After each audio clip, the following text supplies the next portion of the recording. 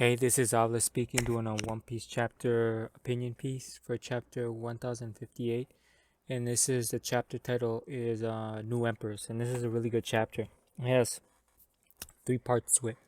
First part is the Luffy the Straw Hat bounties and the reactions. The second is the original or how the Cross Guild was founded, who's in charge. Very juicy part. And the last part is the revolutionaries, aka Sabo. So we'll start off with the cover page. And the cover page, it appears Caesar actually did help him, and it looks like they're really beat up. Like they were taking L's. They they were taking L's, and he's asking them to take them with you. So this is gonna be interesting. I wonder if Oda's gonna go this far to show us the reunion between Caesar and Judge, because they used to be scientific buddies back in the day. So this is pretty interesting. I'm really But we still hadn't got out, but I'm really interested here.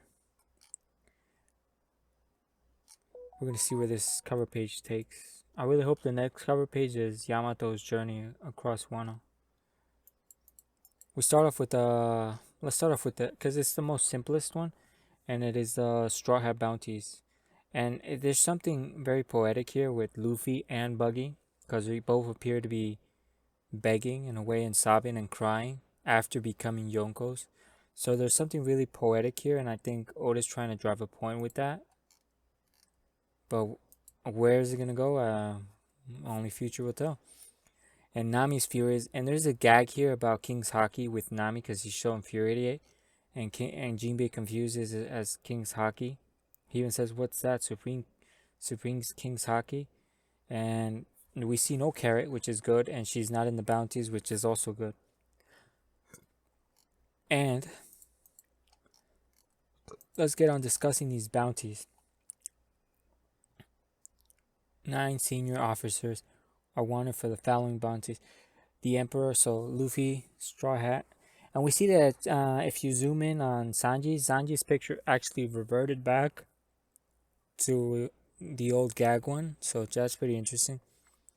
And the Straw Hats, they're having their bounty, and they're back and forths. So we're gonna start off with the bounties.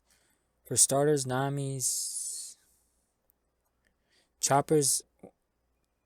Well, Chopper's is pretty much a gag. He only got raised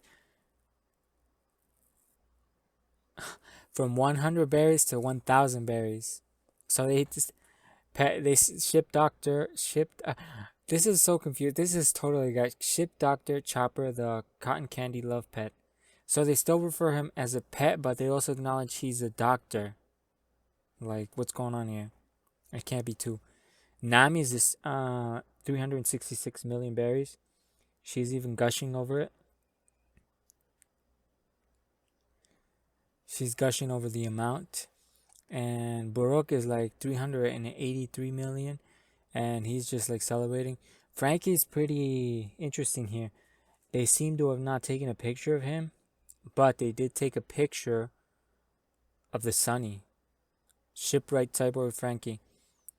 So this is very I think this is important for some reason.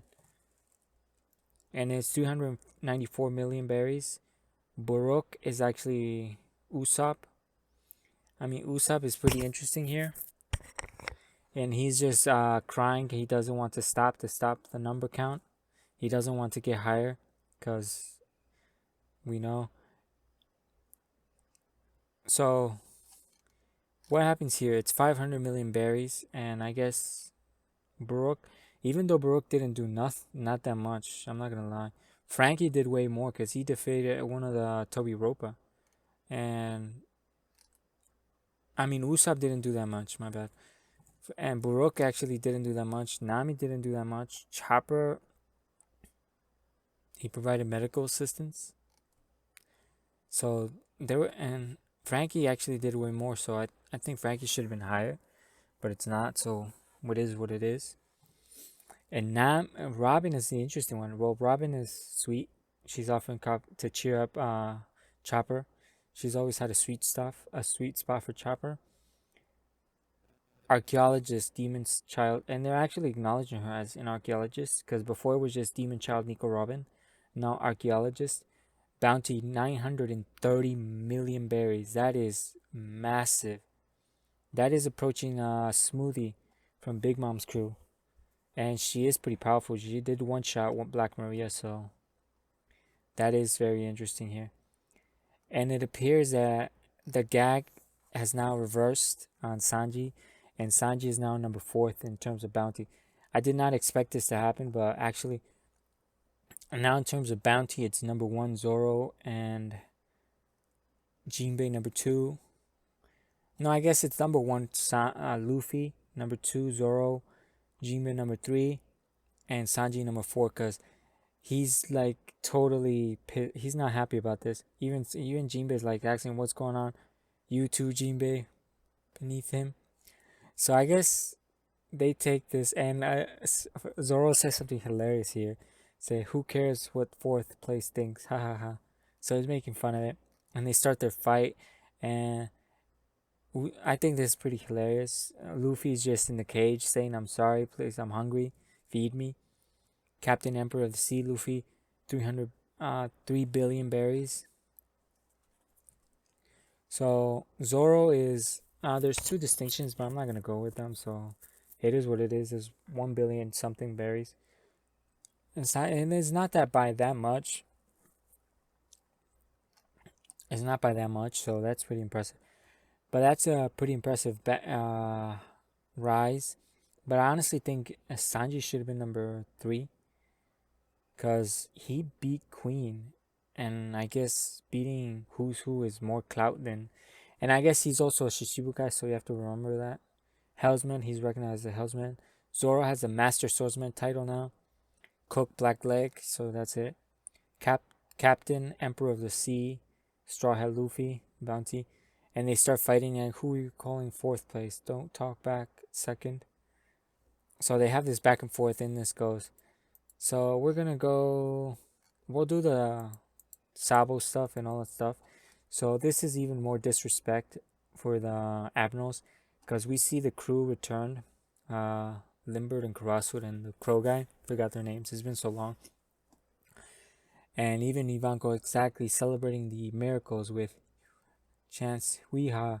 So they're saying, and what I'm talking about here is that they're unscathed. They have no injuries, nothing on them. And they fought 2 admirals.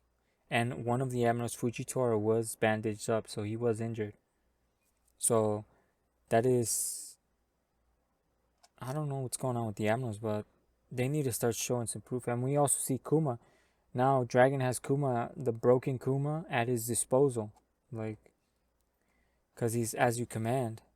He's pretty much an obedient cyborg at this point, so that's that. So we see that Sabo's just fine, but if true...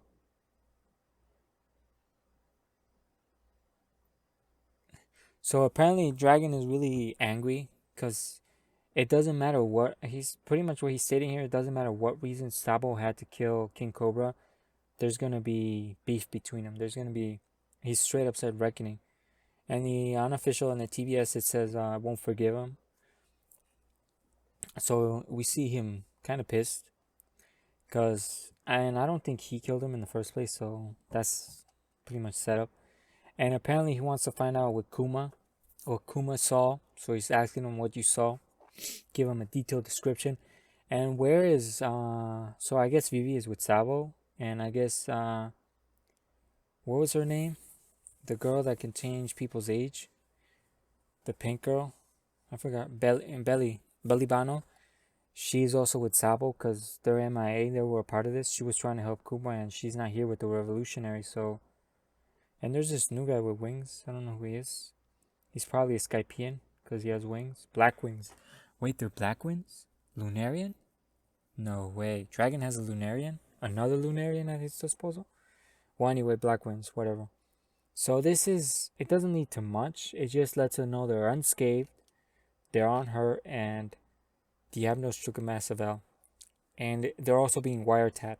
And if we remember Akaino's statement that he was going to retaliate, and this wiretap is going to give us trace the signal. They're trying to trace the signal. So the location So they might have to leave Kamalapa Kingdom land. But since this is a nation, so I guess invading a nation is not the same as just so it's different. But anyway, this whole admirals, the Navy tapping in and finding location is gonna pay off in some way. The redemption of the admirals probably is coming in, and the call ends, and that's also where the chapter ends. It's me, Sabo. That's it. And are we gonna find this out? I don't know. Who knows?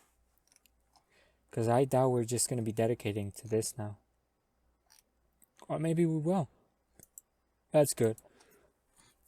Then we go to the most juicy and the most comical and best part of this chapter, and that is the formation of the Cross Guild. And we find out that Buggy is literally the same as Luffy, begging. Well, Luffy's not begging, but Luffy's begging for forgiveness because he acted up. He was an asshole, nearly killed everyone. So what happens here? Buggy is begging for his life to not kill him. He even licked his mud from their boots. And Crocodile was pissed off because the organization, the Cross Guild, was his and Mihawk's idea. And now all of a sudden he's the boss. And Mihawk is like pissed off, like, you're the first emperor to become an emperor and start crying about it. Only death can right your wrongs. Like I guess Mihawk is disappointed and like this is a joke, Emperor. And we find out how it came to be too. So Buggy is pretty much begging for his life, and his leader, his men are pretty much confused, like, oh, they came to help Buggy, and that's not true. And it turns out that his crew is already Mr. 3 here. I like Mr. 3 because of what he did when he freed South Ace to repay Bon Clay sacrifice. That was truly admirable of him. So is he truly betraying him? I don't know, because even though Mr. 3 stuck with Buggy, he's a solid lad because of what he did. There's no real reason for him to stick with Buggy in the first place. And Alvida is like, she wanted revenge on Luffy, but at this point, like, what the hell? And I think she realizes that at this point, like, what is she gonna do to Luffy? Like, he is beyond her league. And that's that and that. And we find out what happened, and it turns out the Marines were invading that. And Mihawk apparently found this to be like a hassle in his mind. And that's what Crocodile calls him. And apparently Mihawk used to be called the Naval Hunter or the Marine Hunter. This is very interesting. That means Mihawk was out hunting Marines, which would include the Admirals because they're Marines. They're part of the... well, here it's clarified more, the Naval Hunter. In all of this Marine, so the Navy includes admirals in all of the rankings. So I guess Viz clarifies that. So the naval hunters, once upon a time, so he used to be hunting all of like admirals, all of the ranks of admirals, and they literally still made him a Shishibukai so he could stop hunting them. And and if I recall correctly, the only reason he became a Shishibukai was because he would have passage. He would be able to travel freely, just for the fun of it. And I guess Mihawk's proposing, and he accepts, I guess, at the end. And we find out what happened. So, no, and we see something very interesting with Crocodile here. So, Crocodile, knowing that Buggy was going to bail, he went in there to collect money. Because apparently, before the time skip, I guess Buggy, we don't get to see this, but talk to him and Crocodile lent him a bunch of money. And Buggy pretty much is broke right now. He's financially ruined right now, so he can't pay him back. And he's in shock. He's like, this guy's worse than the Marines, right? Than the Navy. I gotta get out of there.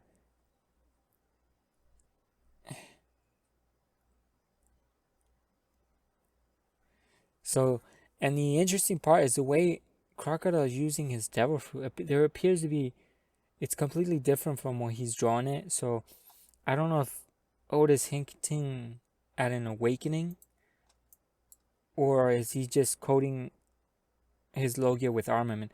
If so, this would be the first Logia ever to be seen to be coated with armament haki. Did Greenbow did it? I mean, I think Greenbow did it. The second one probably, but it's still impressive nonetheless if he's awakened. And he wants his money because he's opening the Cross Guild. So Buggy offers to work for him for free, pretty much, and he'll use all his resources to promote the Cross Guild. But and his fame precedes him. So what happens is one of his crewmen spread the word and made him look more menacing in the poster. And Crocodile's not happy because it makes him out to be the leader.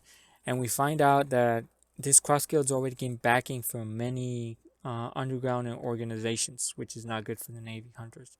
It's already causing disruption in the Navy.